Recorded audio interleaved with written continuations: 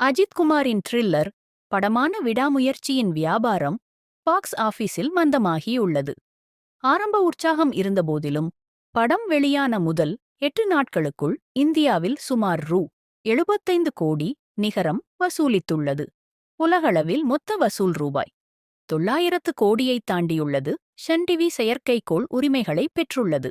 இது ஒரு பிரம்மாண்டமான தொலைக்காட்சி பிரீமியரை உறுதி செய்கிறது.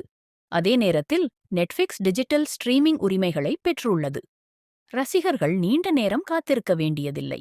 ஏனெனில் விடாமுயற்சி மார்ச் 28 அன்று நெட்ஃபிலிக்ஸில் திரையிடப்படும் என்று எதிர்பார்க்கப்படுகிறது. அதைத் தொடர்ந்து ஏப்ரல் 14 அன்று சன் டிவியில் தமிழ் புத்தாண்டு கொண்டாட்டங்களுடன் இணைந்து அதன் தொலைக்காட்சி அறிமுகமாகும்.